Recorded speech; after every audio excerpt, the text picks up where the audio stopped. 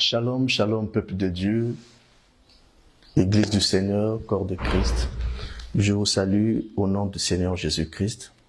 Ce matin encore, une journée que l'Éternel nous a donnée, une journée de grâce, de paix, de quiétude.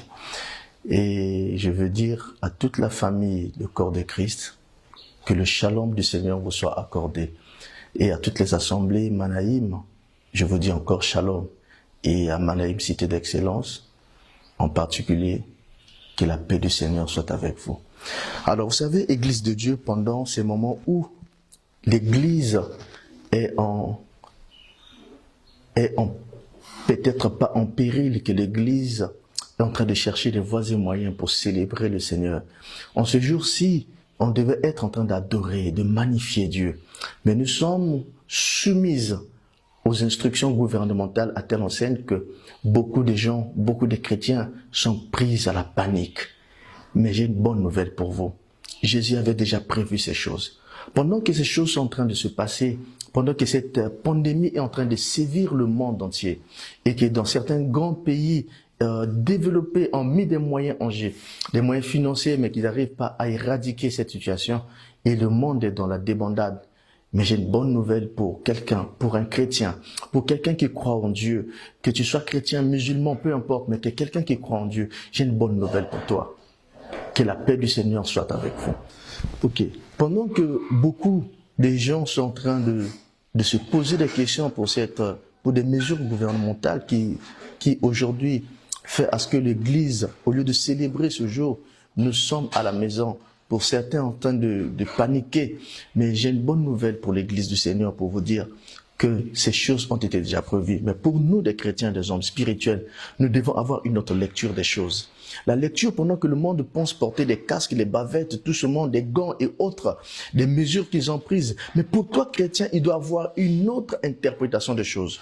Pour moi, prenez Corolla comme l'aiguille d'une montre qui est en train de clignoter vers l'heure que nous devons attendre, l'heure que nous attendons depuis tout ce temps, pour dire l'heure approche. Ce n'est que l'aiguille de l'horloge qui est en train de nous dire, il revient bientôt. Ce sont des signes que Jésus avait déjà prévus. Alors laissez-moi vous lire un verset, Église du Seigneur, dans le livre de Jean chapitre 14 à partir du verset 1. Et ce verset très merveilleux que Jésus parle, il dit ceci, il dit que votre cœur ne se trouble point. Croyez en Dieu et croyez en moi. Que votre cœur ne se trouble point. Croyez en Dieu et croyez en moi. C'est Jésus qui parle. Il commence par votre cœur ne se trouble point. Donc, quel que soit ce que vous allez rencontrer dans votre vie, quel que soit ce que vous voyez dans ce monde, peu importe la tribulation, peu importe les persécutions, que votre cœur ne se trouble point. Pourquoi? Parce que lui-même, il sait. Et quand vous lisez le bas de ce verset, il dit que je m'en vais au Père vous préparer des places. Et si cela n'était pas possible, je ne vous aurais jamais dit ça. Donc, il pèse le pour et le contre des paroles qu'il est en train de dire. Il dit, croyez en Dieu, mais cela ne suffit pas. Et croyez en moi.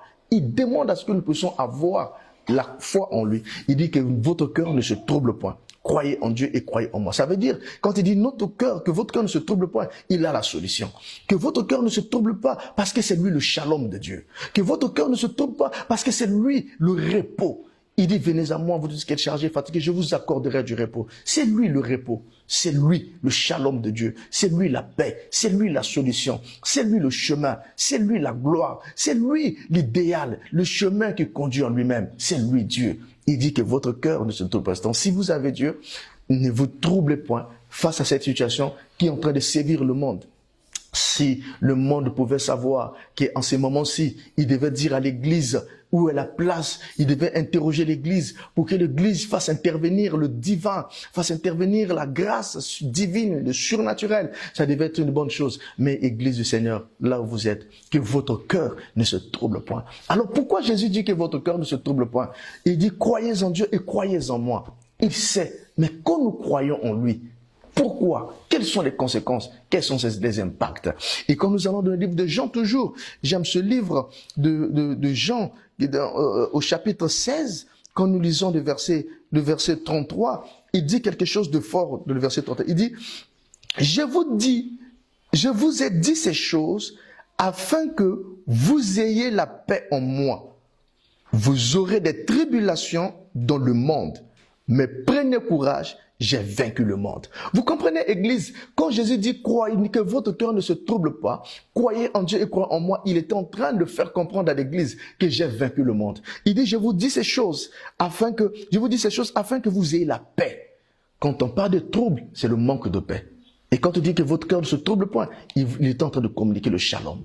Et ce matin, pendant que tu es à la maison en train de nous suivre, reçois le shalom de Dieu. Il dit, je vous dis ces choses afin que vous sachiez, que vous preniez courage et que vous sachiez que vous aurez des tribulations de ce monde. Il y aura plus pire que ça.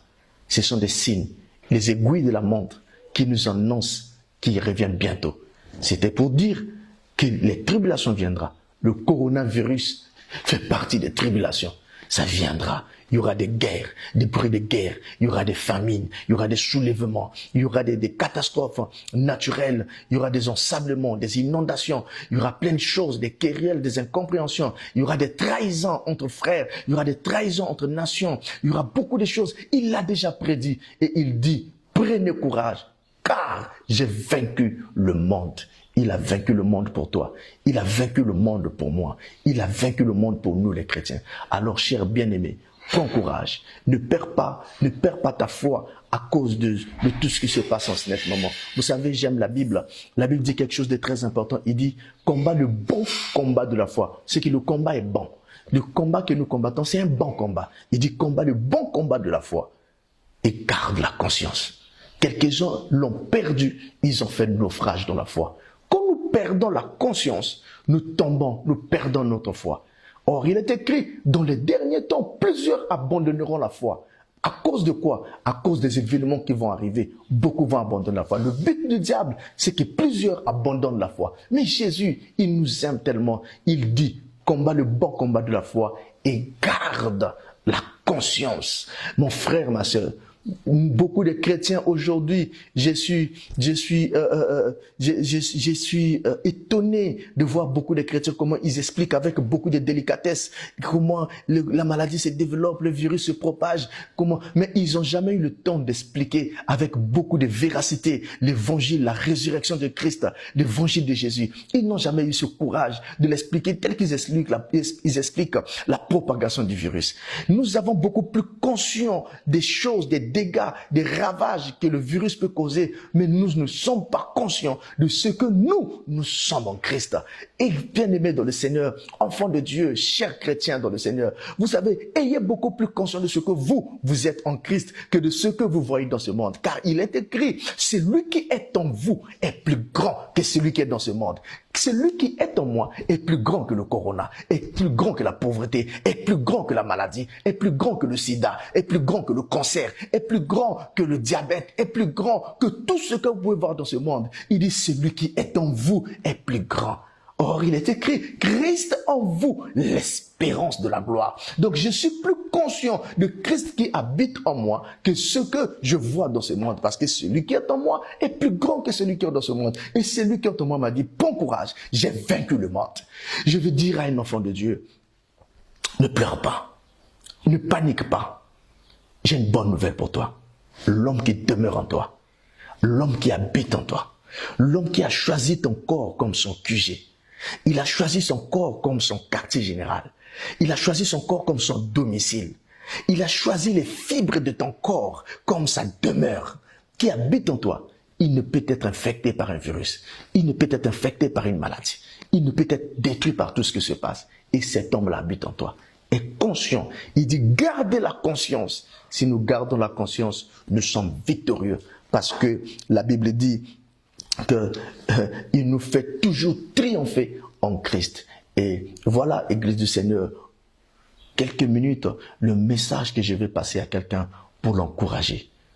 Au milieu de tous ces problèmes, Christ est présent. Vous savez, notre Dieu, il est toujours présent. Quelles que soient les ténèbres, il est présent. La Bible dit, les deux disciples d'Emmaüs, après que Jésus a été tué, Jésus a été mis à la tombe, cet homme a perdu, cet homme a été molesté par des Romains.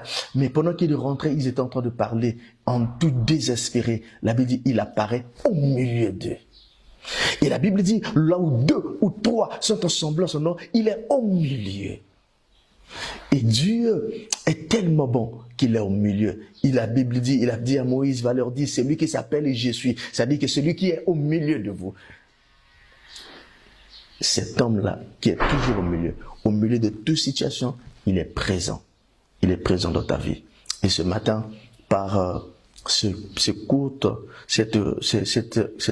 exhortation que je t'ai donnée, j'aimerais que nous puissions prier le Seigneur. Qu'on puisse prier, parce que Jésus a dit quelque chose de très fort. Il dit, priez, priez, afin de tenir fort le jour mauvais. Afin de tenir fort le jour mauvais. Il l'a dit. Et quelque part dans Luc 18, il dit, Jésus leur donna ces paroles pour dire, il faut toujours prier, prier et ne point se relâcher. Mais j'aime cette parole quand il dit, il faut prier, prier afin de tenir fort. Ça veut dire qu'au milieu de ces moments, la chose aussi qui va nous tenir fort, c'est la prière. Alors là où tu es, je veux que tu puisses prier avec moi. Je n'ai ni or ni argent, mais ce que j'ai, je te donne la parole du Seigneur pour t'encourager et encourager ta foi et prier avec toi. Prier avec toi parce que là où tu es, tu as besoin de la prière. Et nous avons besoin de la prière. Le Congo a besoin de la prière. Nous allons prier pour cette nation. Parce que la Bible dit, priez pour la nation dont l'Éternel vous a amené en captivité, car votre bonheur dépend du sien. Nous voulons prier pour cette nation, le Congo. Que le Seigneur accorde sa paix, sa haute protection divine. Que le Seigneur puisse épargner les Congolais en général, les chrétiens du royaume en particulier, ceux qui ont Christ en eux. Nous sommes déjà épargnés. Jésus avait déjà fini le problème depuis longtemps. Alors nous allons prier pour notre nation et que Dieu puisse accorder son shalom, que Dieu puisse accorder sa haute protection divine. Merci Seigneur. Éternel tendre Père, nous voulons prier pour cette nation après une telle exhortation. Je prie que la paix, le shalom de Dieu gagne le cœur de tes enfants, gagne le cœur de tout enfant de Dieu et gagne le cœur de toute personne qui nous suive à travers de l'internet, à travers de la télé, à travers de sa maison. Peu importe l'endroit où il se trouve, que la paix du Seigneur rentre. Et si quelqu'un manifestait les symptômes de n'importe quelle maladie, pendant que tu m'écoutes, laisse que la puissance du Seigneur te saisisse là où tu es et qu'il te guérisse. Et je prie pour le Congo, Seigneur, comme il est écrit, heureuse la nation dont l'Éternel est Dieu. Nous t'élèvons, Seigneur, dans cette nation, car tu es notre Dieu, afin que cette nation soit toujours heureuse. La Bible dit, priez pour la nation dont l'Éternel vous emmenez en captivité, car votre bonheur dépend du sien. Priez pour les autorités, pour tous ceux qui sont enlevés en dignité, pour le roi et tous ceux qui sont enlevés en dignité, afin de vivre une vie paisible. Alors nous prions, Seigneur, donne la sagesse qu'il faut à nos autorités, afin de pouvoir gérer cette crise qui est en train de faire trembler des nations entières, qui est en train de faire couler le sang à travers le monde. Donne la sagesse à nos autorités et donne la sagesse à nos dirigeants spirituels, à nos pasteurs, à nos papas qui dirigent l'église du Seigneur, afin de pouvoir trouver des solutions qu'il faut et que les enfants de Dieu gardent la foi active, la foi dynamique en Christ Jésus, pas en quelque chose, pas en démon, pas à la sorcellerie, mais en Christ Jésus. Papa, merci pour ton amour. Merci pour l'église du Seigneur. Merci pour notre nation, le Congo, qui est bénie. Que le Seigneur bénisse le premier citoyen du Congo. Que le Seigneur bénisse le gouvernement. Que le Seigneur bénisse tous nos pères spirituels. Que le Seigneur bénisse le révérend Bishop Rufus Sonjo, l'homme à qui Dieu s'est choisi afin que nous soyons amendés à servir le Seigneur. Et que Dieu bénisse le ministère d'évangélisation Manaïm en général et Cité d'Excellence en particulier. Que la paix de notre Seigneur Jésus-Christ soit avec vous. Dans le plus beau nom, glorieux, excellent, magnifique, le nom de Jésus-Christ, nous disons tous Amen.